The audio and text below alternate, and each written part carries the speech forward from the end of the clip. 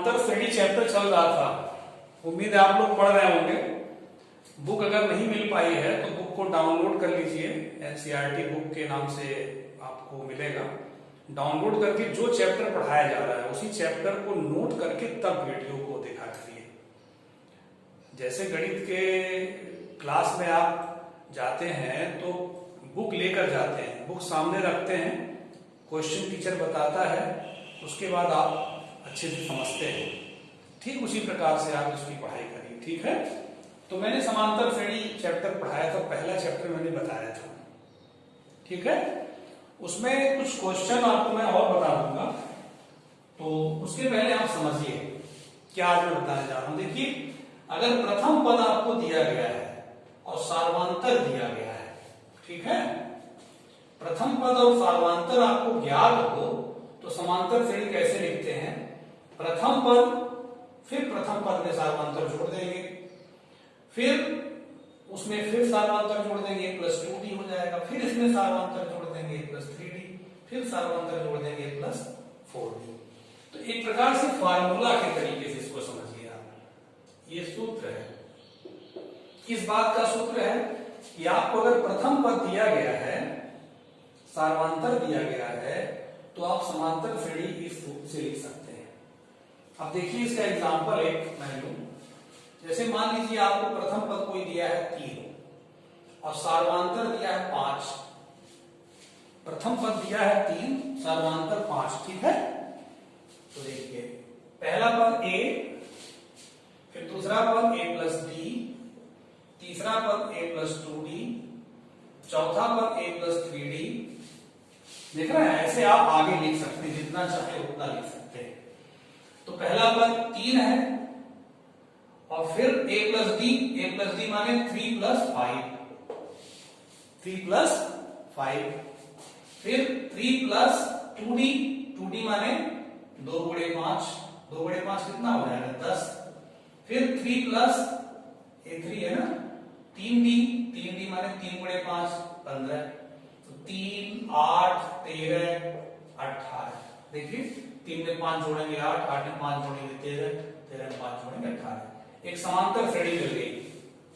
तो आपने ये सीख लिया कि अगर प्रथम पद आपको पता है और सार्वंतर पता है तो आप समांतर श्रेणी इस सूत्र की सहायता से इजीली लिख सकते हैं।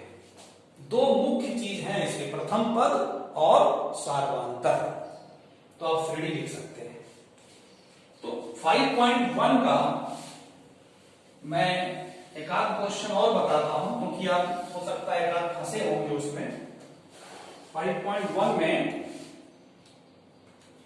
देखिए अंडर रूट वाला तो बता दिए थे, इसमें आपको 15वां बता रहे हैं, ठीक है। लिखा हुआ है 1 का स्क्वायर, 5 का स्क्वायर, 7 का स्क्वायर और फिर 73 लिखा है। अब 73 किस हिसाब से लिख दिया है वो वही जाने। ये कह रहा है कि बताइए कि ये एपी में है कि नहीं। 1 का वर्ग 1 ही होता है, 5 का वर्ग 25, इसका 49, 73। चेक करना है कि एपी है कि नहीं। तो इसके लिए a1 बराबर 1, प्रथम पद 1, द्वितीय पद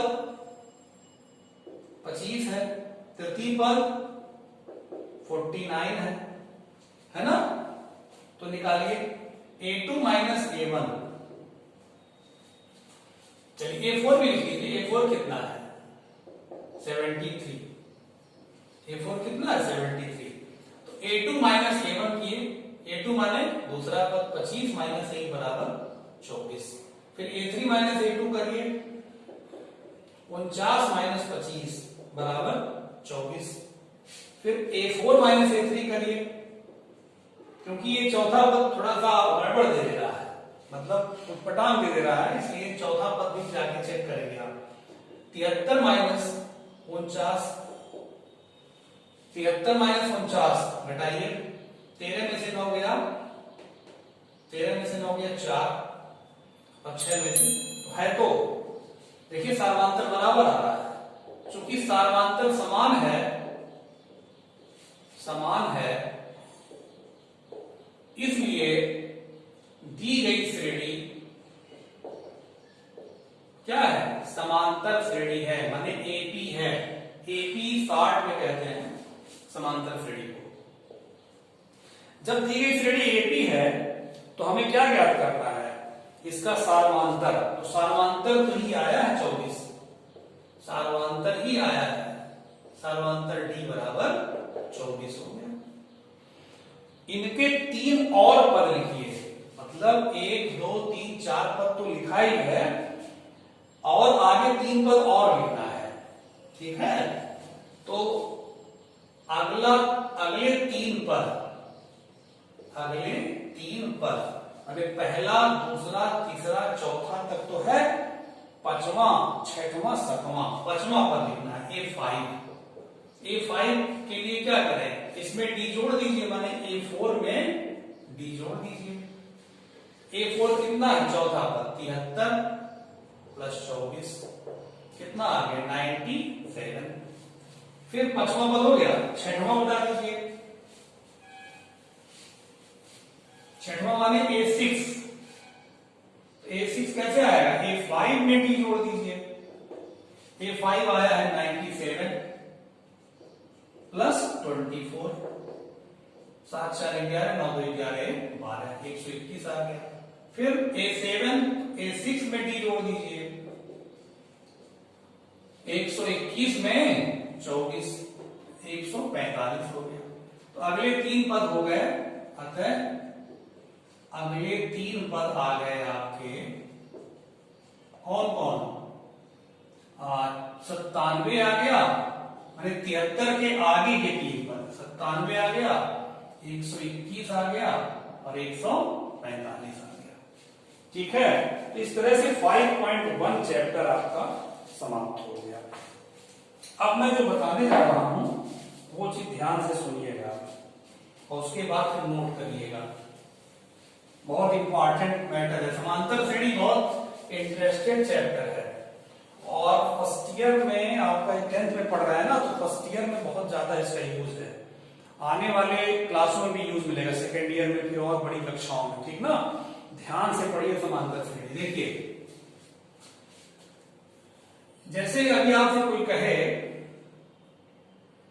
1 4 7 10 डॉट डॉट डॉट, ये समांतर श्रेणी है क्योंकि देखिए 3 3 हमने जोड़ा है, 1 में 3 जोड़ा 4 हो गया, 4 में 3 जोड़ा तो 7 हो गया, 7 में 3 जोड़े तो 10 हो गया। ऐसे जैसे आपसे कोई कहे 4 पद तक लिख करके, 3 पद तक लिख करके कोई आपसे कहे कि 50वां पद बताइए, 50वां पद ज्ञात करो, तो आप 3 3 जोड़ेंगे, 50 बार जोड़ेंगे, तब जाके कहीं 50वां पद आएगा, है कि नहीं? कोई पूछे 100वां पद बताओ, तो 3 3 आप जोड़ेंगे 100 बार तक, तब जाके 100वां पद आएगा। कोई पूछे बताइए 800वां पद, काफी टाइम लेगा। तो मैं आपको सूत्र बताने जा रहा हूं, जिसकी सहायता से आप सूत्र का प्रयोग ज्यों ही करेंगे, मुश्किल से 1 मिनट में आपका चाहे 800वां पद पूछें, चाहे वो 600वां पद पूछें, चाहे 50वां पूछें, चाहे जो पूछें, आप उस सूत्र की सहायता से बहुत जल्दी से बता देंगे कि वो पद कितना होगा। ठीक है, वो सूत्र बताने जा रहा हूं। चलिए सूत्र नोट करिए, पहले देख लीजिए, उसके बाद नोट करिएगा। सूत्र समांतर श्रेणी का n वां पद, समांतर श्रेणी का n वां पद, इसको an से व्यक्त करते हैं। an बराबर होता है a plus n minus 1 into D. nवां पद का संकेत क्या है? an बराबर होता है a plus n minus 1 into D.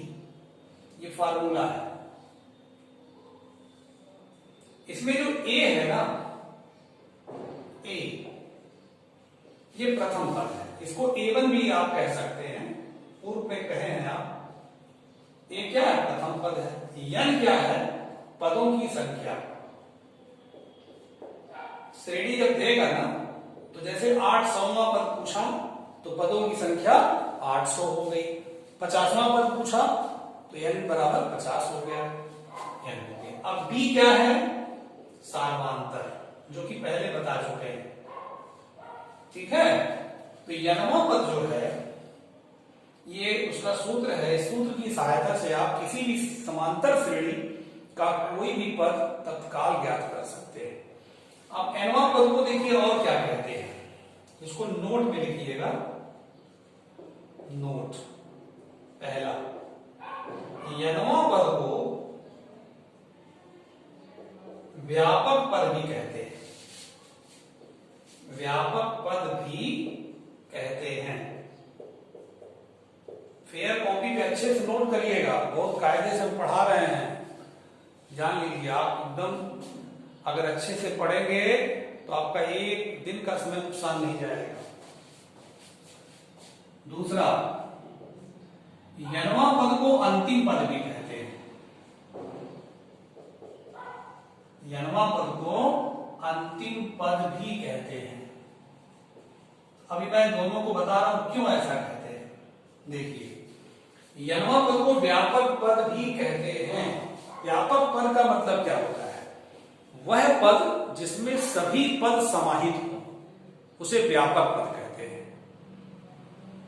जैसे कहा जाए एक वाक्य कि मानव विवेकशील प्राणी होता है, तो इसमें सभी इंसान, सभी मानव, चाहे जिस भी देश के होंगे, चाहे जिस भी क्षेत्र के होंगे, सारे मानव समाहित हैं। मानव विवेकशील प्राणी है, तो ये व्यापक वाक्य हुआ। ऐसा वाक्य जो सबके लिए लागू हो, जिसमें सब समाहित हो, उसे व्यापक कहते हैं। तो n वां पद को हम लोग व्यापक पद कहते हैं। क्यों? क्योंकि अभी ये n वां पद आप लिखिए ना, तो इससे सारे पद आ सकते हैं। जैसे देखिए, जैसे n वां पद बराबर, n वां पद का तो संकेत है ये, n वां पद बराबर a plus n minus 1 into T. अभी इसमें n बराबर 1 रखिए, देखिए n बराबर 1 रखना है, a प्लस n की जगह 1, a1 बराबर a, ये 0 हो जाएगा, 0 गुणे डी 0, a आ गया। a1 बराबर कितना आ गया? n बराबर 2 रखिए, इसी में n की जगह 2, n बराबर 2, a plus 2 minus 1 into D, a plus 2 में से क्या? 1 डी। देखिए दूसरा पद आ गया डी, a प्लस डी। अब n बराबर 3 रखिए, इसी जगह a plus 3 minus 1 into D, कितना आ गया? a plus 2 D. तीसरा पद आ गया। तो कहने का मतलब है कि n वां पद में आप n बराबर 1, 2, 3, 4, 5 ऐसे रखते जाइए, आपको सारे पद मिल सकते हैं। n बराबर 100 रखिए दोनों पक्षों में, तो आपको 100वां पद मिल जाएगा। n बराबर 1000 रखिए, आपको 1000वां पद मिल जाएगा। तो कहने का मतलब कि n वां पद से हम कोई भी पद n का मान रखकर प्राप्त कर सकते हैं। तो इसका मतलब इसमें सारे पद समाहित हैं, तो इसीलिए n वां पद को हम व्यापक पद भी कहते हैं। समझ बात आ गई? ठीक। अब समझिए n वां पद को अंतिम पद कैसे क्यों कहते हैं? n वां पद को अंतिम पद क्यों कहते हैं? अंतिम पद को l से व्यक्त करते हैं, small l, last term. n वां पद को अंतिम पद क्यों कहते हैं? जैसे मान लीजिए आपकी कक्षा में 20 बच्चे हैं, तो अंतिम बच्चा कौन हुआ? 20वां। ठीक। आपकी कक्षा में 50 छात्र हैं, तो अंतिम छात्र कौन हुआ? 50वां। आपकी कक्षा में 100 छात्र हैं, तो अंतिम छात्र कौन हुआ? 100वां। ठीक है। तो अगर आपकी कक्षा में n छात्र हैं, तो अंतिम छात्र कौन हुआ? nवां। वैसे ही अगर 100 पद हैं, तो अंतिम पद कौन हुआ? 100वां पद। अगर 50 पद हैं, अंतिम पद 50वां पद। अगर n पद है श्रेणी में, तो अंतिम पद nवां पद। तो nवां पद को हम लोग अंतिम पद भी कहते हैं, यल भी कहते हैं। तो इसको यल बराबर भी लिख सकते हैं, मतलब इसको जो an बराबर लिखे हैं ना, an बराबर, इसको यल बराबर भी लिख सकते हैं, यल बराबर an बराबर a plus n minus 1 into D. अब इसका एक एग्जाम्पल मैं आपको बताता हूं, इसको नोट कर लीजिए, वो अच्छे से फेयर है। देखिए एक एग्जाम्पल बताता हूं, जैसे कोई कहे 3, 9, 15 डॉट डॉट डॉट का 20वां पद ज्ञात करो। ये मान लो सवाल कोई आपसे पूछ रहा है, इसका सॉल्यूशन देखिए। वहां पद ज्ञात करने के लिए nवां पद के सूत्र का प्रयोग करते हैं।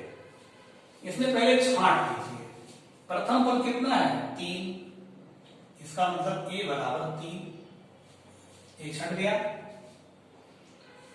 d छांटिए, सार्वांतर d, सार्वांतर d, सार्वांतर निकालने का सूत्र क्या है a2 माइनस a1, द्वितीय पद माइनस प्रथम पद, द्वितीय पद कितना है 9 माइनस प्रथम पद 3, ये आ गया 6, a आ गया d आ गया। कौन सा पद पूछ रहे हैं 20वां पद, तो n बराबर 20। इसके बाद सूत्र लगाएंगे आप, सूत्र nवां पद an बराबर, यही वाला लगा ना, यही सूत्र a plus n minus 1 into D. अब मान भरिए, n बराबर 20 भरना है, 20वां पद डायरेक्ट आपका है, n बराबर 20 भर दिए, a का मान 3 है, प्लस 3 भर दिए, प्लस n का मान 20 और d का मान 6, ठीक है। तो कितना आ गया 3 धन, ये 20 में से क्या 19 गुणे 6, तो कितना हो जाएगा 3 धन 19 का पहाड़ा याद है ना, बोलिए 19 छक्का 114, ठीक है, आ गया 117। तो आप देखेंगे कि 20वां पद, इस श्रेणी का 20वां पद कितना आ गया 117, डायरेक्ट आ गया, ठीक है। अब मैं आपको ये नोट कर लीजिएगा, प्रश्नावली 5.2 का पहला क्वेश्चन बता रहा हूं, एक्सरसाइज 5.2 का पहला क्वेश्चन देखिए। ये खाली जगह भरने वाला दे रहे हैं, ऐसे बनाए, ध्यान दीजिएगा।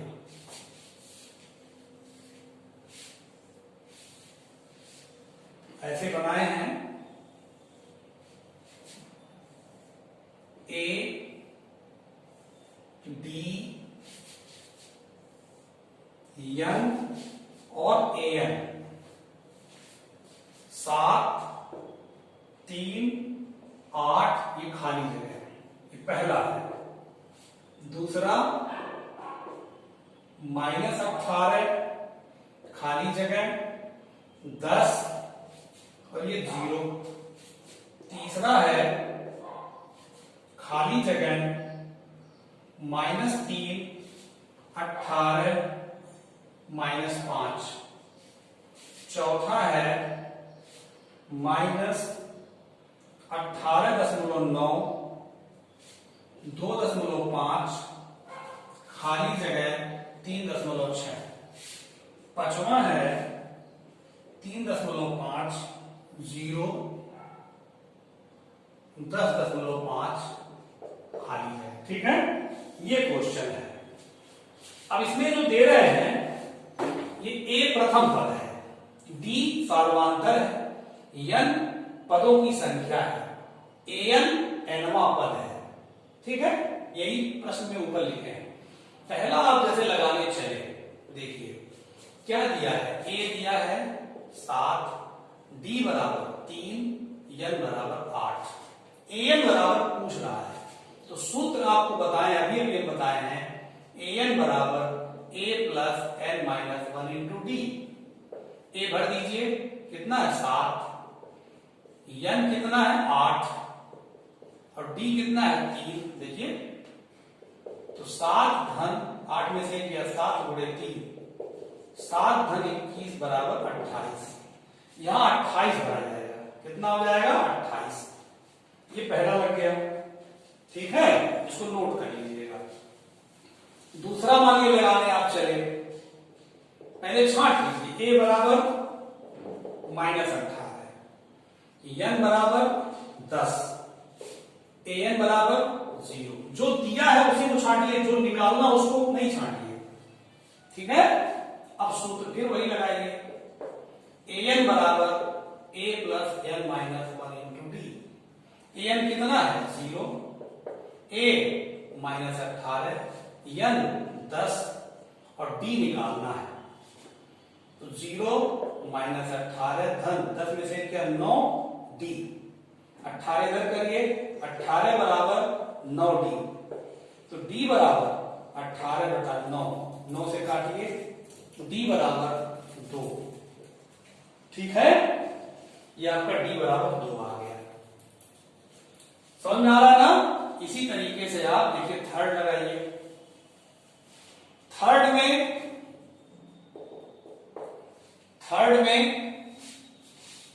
क्या a दिए नहीं है, दिए हैं d बराबर -3, n बराबर 18 और an बराबर -5, ठीक है। देख लीजिए यही हम छांट किए, d दिया था, n दिया है और an दिया है। क्या निकालना है, a निकालना है। सूत्र का प्रयोग करिए, सूत्र वही जो बताए हैं, an बराबर nवां पद बराबर a plus n minus 1 into D, ठीक है।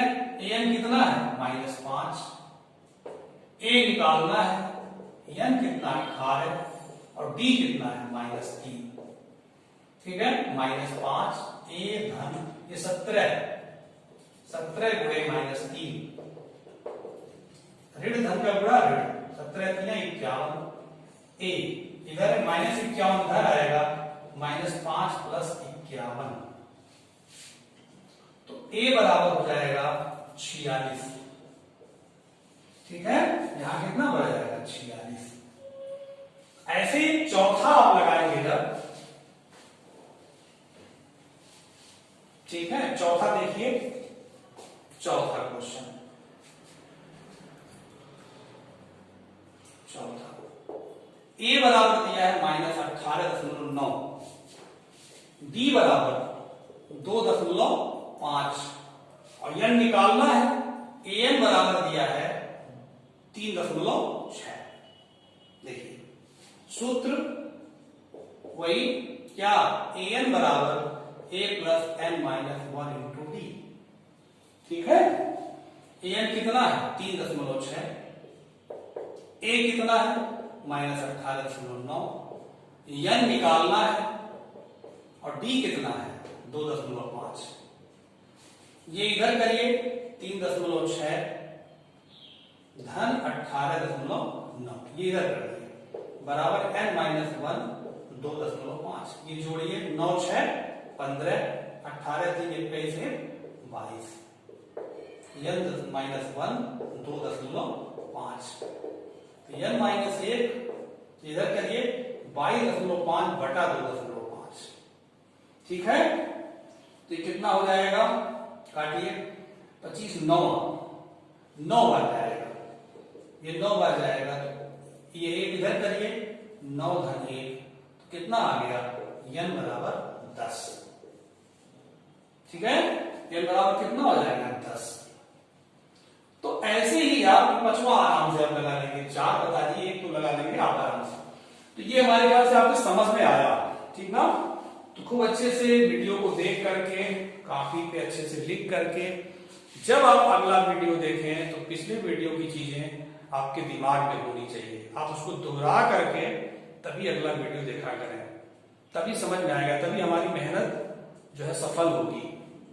हम भी आपके लिए मेहनत कर रहे हैं, हाँ, हम भी बैठ सकते हैं, आराम से घूम घाम सकते थे, लेकिन मैं मेहनत करके पढ़ा रहे हैं। सोच रहे हैं भाई चलिए आपका समय नुकसान ना हो, जब स्कूल खुले आपका तो आप उस चैप्टर से आगे पढ़ें, ठीक है, नुकसान ना होने पाए। तो इसके बाद के क्वेश्चन आपको अगले वीडियो में मिलेंगे, ठीक है बेटा। खूब अच्छे से पढ़िए, अपना ध्यान रखिए, ठीक ना, ठीक है, अगले वीडियो मिलते हैं।